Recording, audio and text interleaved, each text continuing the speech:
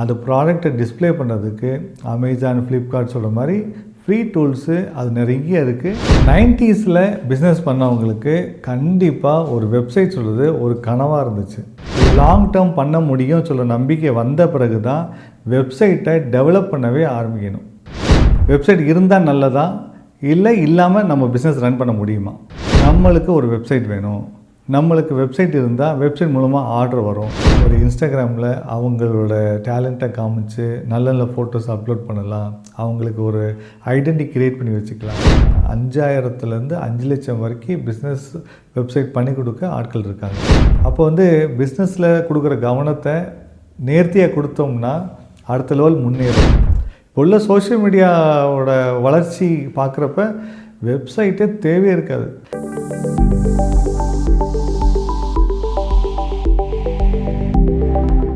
Hi friends, I am Paramesh Kumar, Business Analyst and Consultant. 20 வருஷமாக ஆன்லைன்லேயும் website டெவலப்மெண்ட்லேயும் social மீடியாவிலையும் எக்ஸ்பீரியன்ஸோடு உங்கள்கிட்ட பேச வந்திருக்கிறேன்.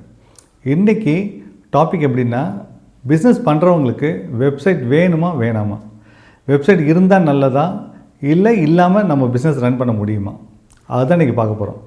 90ஸில் பிஸ்னஸ் பண்ணவங்களுக்கு கண்டிப்பாக ஒரு வெப்சைட் சொல்கிறது ஒரு கனவாக இருந்துச்சு. அந்த கனவை நிறைவேற்றிக்கிறதுக்காக ரொம்ப பாடுபடுவாங்க. ஒரு பிஸ்னஸ் பண்ணுறோமா, பிஸ்னஸ் நேர்த்தியாக வந்த பிறகு இந்த வெப்சைட்டுக்கு போவாங்க. வெப்சைட் நேர்த்தியாக பண்ணுவாங்க. அப்போ விசிட்டிங் கார்டில் அவங்க பேருக்கு கீழே, அவங்க கம்பெனி பேருக்கு கீழே பிஸ்னஸ் நேம் போடுறது ரொம்பவும் அவங்களுக்கு ஒரு ப்ரெஸ்டீஜாக நினச்சிட்ட காலங்கள் இருக்குது. ஆனால் இப்போ பிஸ்னஸ் நேமு கீழே Instagram, Facebook ID, YouTube ID அதை மட்டும் போட்டுக்கிறாலே போதும்னு சொல்கிற மாதிரி தான் இந்த காலம் இருக்குது. பிஸ்னஸுக்கு நேம் அழகாக வச்சாச்சு, அந்த பிஸ்னஸை ஒரு இடத்துல அமைச்சாச்சு, அந்த ப்ராடக்டை ரெடி பண்ண ஆரம்பித்தாச்சு. இப்போ இதுக்கப்புறம் என்ன பண்ணுவோம், இதை ப்ரொமோட் பண்ண ஸ்டார்ட் பண்ணுவோம். அந்த ஏரியா சுற்றி நம்ம இருக்கிறத தெரியப்படுத்துவோம். பிட் நோட்டீஸாவோ போஸ்டராகவோ இல்லை ஒரு சின்ன சின்ன விளம்பரங்கள் மூலமாக பண்ண ஆரம்பிப்போம். அது மாதிரி தான் நீங்கள் 2 கிலோமீட்டர் அல்லது 5 கிலோமீட்டருக்குள்ளார இருக்கிறவங்களுக்கு நீங்கள் தெரியப்படுத்திக்கிற மாதிரி குளோபலாக இருக்கிறவங்களுக்கு உங்களோட வெப்சைட் மூலமாக தெரியப்படுத்தலாம். அது எப்போ வரும்னா, நீங்கள் இந்த 2 கிலோமீட்டர் 5 கிலோமீட்டருக்குள்ளார உங்களால் சக்ஸஸ் பண்ண முடிஞ்சதுன்னா, இது லாங் டேர்ம் பண்ண முடியும் சொல்ல நம்பிக்கை வந்த பிறகு தான் வெப்சைட்டை டெவலப் பண்ணவே ஆரம்பிக்கணும். அந்த வெப்சைட்டை டெவலப் பண்ண ஆரம்பிக்கிற முன்னாடி இன்னொன்று யோசிங்க, இந்த வெப்சைட்டு பண்ணால் நம்மளுக்கு லாபம் வருமா, இது வெப்சைட் மூலமாக நம்மளுக்கு கண்டிப்பாக பிஸ்னஸ் இம்ப்ரூவ் ஆகுமா சொல்லி யோசிங்க. எல்லாருக்கும் வெப்சைட் ஆப்டான ஒரு ப்ராடக்டாக அமையாது. நிறைய பேருக்கு சாதாரணமாக இன்ஸ்டாகிராமோ ஃபேஸ்புக்கோ சோஷியல் மீடியாவில் இருக்கிற ஃப்ரீ டூல்ஸு அதை வச்சே அவங்களால பிஸ்னஸ் பெரிய லெவலில் இம்ப்ரூவ் பண்ணிக்க முடியும். அது ப்ராடக்டை டிஸ்ப்ளே பண்ணுறதுக்கு அமேசான், ஃப்ளிப்கார்ட் சொல்கிற மாதிரி ஃப்ரீ டூல்ஸு அது நிறைய இருக்குது. அது குளோபல் மக்கள் எல்லாருமே அது அடாப்ட் ஆகிட்டு இருக்காங்க. ஸோ அதில் என்ன போட முடியும், என்ன பிஸ்னஸ் இம்ப்ரூவ் பண்ண முடியும்னு செகண்ட் ஸ்டேட்டஸாக நீங்கள் அதில் ஒர்க் பண்ணி பாருங்கள். எடுத்தோன்னே பிஸ்னஸ் பண்ணுறோம், ப்ராடக்ட் தயார் பண்ணிட்டோம், வெப்சைட் வேணும் அப்படி யோசிக்க வேண்டாம். பிஸ்னஸ் பண்ணுறோம், ப்ராடக்ட் டெவலப் பண்ணிகிட்டு இருக்கோம், ப்ராடக்டை நீங்கள் சேல் பண்ணுறதுக்கு சோஷியல் மீடியா அந்த மாதிரி டூல்ஸை யூஸ் பண்ணி பாருங்கள். அதுக்கப்புறம் இந்த மாதிரி ஒரு அமேசான், ஃப்ளிப்கார்ட் சொல்லி இந்த மாதிரி ஆன்லைன் ஷாப்பிங் வெப்சைட்டில் போஸ்ட் பண்ணுங்கள். ப்ராப்பராக அதில் பேமெண்ட் கரெக்டாக வந்துடும், ப்ராப்பராக அதில் உங்களை அக்கௌண்ட்ஸ் கரெக்டாக வந்துடும். இது எல்லாமே பிஸ்னஸ் நடத்துறதுக்கு உண்டான டூல் கிடச்சிரும். ஃபார் எக்ஸாம்பிளாக ஒரு ஃபோட்டோகிராஃபி பண்ணுறவங்களுக்கு ஒரு வெப்சைட் வேணும்னு சொல்கிற ஒரு தாட் இருக்கட்டும். அவங்களுக்கு நான் என்ன அட்வைஸ் கொடுப்பேன்னா, அவங்களுக்கு சோஷியல் மீடியாவோட இருக்கிற பிளாட்ஃபார்மே மோர் தென் எனஃப். ஒரு இன்ஸ்டாகிராமில் அவங்களோட டேலண்ட்டை காமிச்சு நல்ல நல்ல ஃபோட்டோஸ் அப்லோட் பண்ணலாம். அவங்களுக்கு ஒரு ஐடென்டி க்ரியேட் பண்ணி வச்சுக்கலாம். ஒரு யூடியூப்லேயோ அவங்களோட வீடியோஸ்லாம் போஸ்ட் பண்ணி வச்சுக்கலாம். இல்லை ஒரு ஃபேஸ்புக்கில் அவங்களோட என்னென்ன ஆக்டிவிட்டி செய்கிறோன்னு எல்லாமே பப்ளிஷ் பண்ணி காட்டலாம். இது எல்லாமே ஃப்ரீயாக கிடைக்கிற ஒரு டூல்ஸ் மூலமாகவே நம்மளை பற்றி நம்ம சொல்லிடலாம். ஆனால் நம்ம ஒரு பெரிய கம்பெனியாக நம்ம ரியாக்ட் பண்ணிக்கணும் சொல்கிற மாதிரி நினச்சி ஒரு வெப்சைட்டை டெவலப் பண்ண ஸ்டார்ட் பண்ணிட்டாங்கன்னா, அந்த வெப்சைட்டில் மெயின்டெனன்ஸ் வரும், இயர்லி ஃபீஸ் வரும், வரிசையாக ஒவ்வொன்றா வந்துட்டுருக்கும். நம்ம சோஷியல் மீடியாவில் சக்ஸஸ் பண்ண பிறகு நீங்கள் அதுக்கு போகிறது அட்வைசபிள். எடுத்த உடனே அவங்க வெப்சைட்டில் நம்ம ஃபோட்டோஸ் போடணும், எக்ஸ்க்ளூசிவ் ஃபோட்டோஸ் நம்மகிட்ட தான் இருக்கணும் அந்த மாதிரி சொல்லி செஞ்சிட வேண்டாம். நீங்கள் ஒரு 2-3 இயர்ஸ் எக்ஸ்பீரியன்ஸ் ஆயிடுச்சு, நிறைய கலெக்ஷன் ஆயிடுச்சு, அப்புறம் நீங்கள் வெப்சைட் மூலமாக என்ன தேவை இருக்குது, புக்கிங் பண்ணிக்கிறதுக்கு உண்டான ஃபெசிலிட்டி வைக்கணுமா, அதெல்லாம் யோசிங்க. அப்படி பிஸ்னஸ் வந்து நம்மளுக்கு வெப்சைட்டு தேவைப்படுதுன்னு சொல்லி உறுதியாக நம்பிட்டோம்னா நம்ம வந்து நல்ல ஒரு வெப்சைட் பண்ணிக்கலாம், அது பிரச்சனை இல்லை. அப்புறம் ஒரு சின்ன கன்ஃபியூஷன் உங்களுக்கு என்ன வரும்னா, அந்த வெப்சைட்டு பண்ணுறது தான் யார்கிட்ட கொடுக்குறது அப்படின்னு நீங்கள் ஸ்டார்ட் பண்ணிங்கன்னா 5000லேருந்து 5 லட்சம் வரைக்கும் பிஸ்னஸ் வெப்சைட் பண்ணி கொடுக்க ஆட்கள் இருக்காங்க.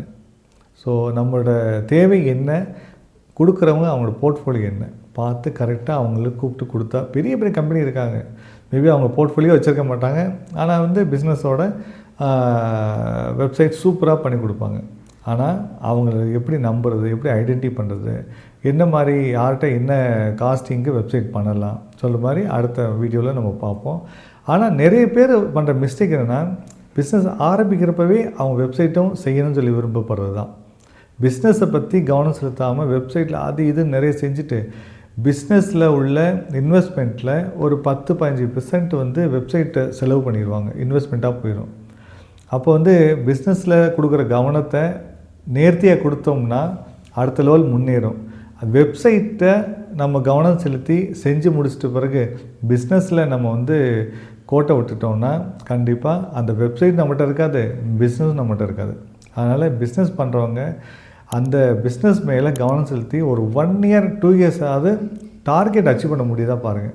அந்த டார்கெட் அச்சீவ் பண்ண முடியுது சொன்ன பிறகு நம்ம ஒரு வெப்சைட்டுக்கு வரலாம்.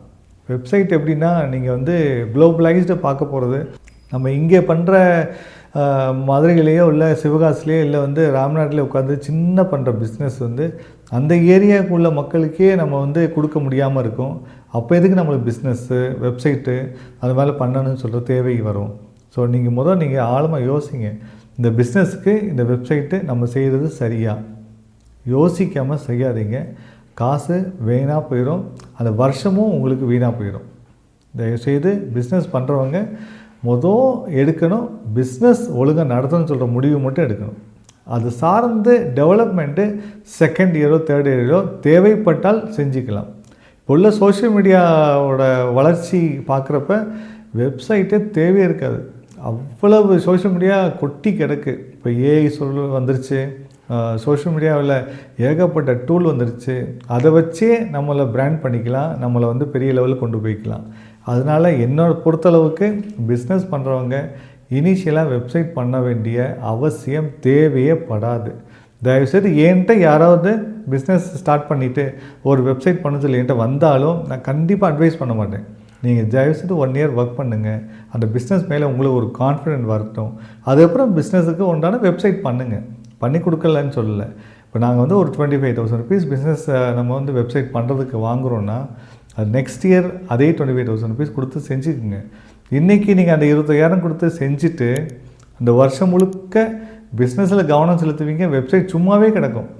அதுக்கு பதிலாக அந்த உங்கள் நேமில் ஒரு டொமைன் நேம் மட்டும் ரிஜிஸ்டர் பண்ணி வச்சுருங்க, போதும். அதுக்கப்புறம் 2 வருஷமோ 3 வருஷம் கழித்து நீங்கள் பிஸ்னஸுக்கு உண்டான வெப்சைட் டெவலப் பண்ணிக்கலாம்.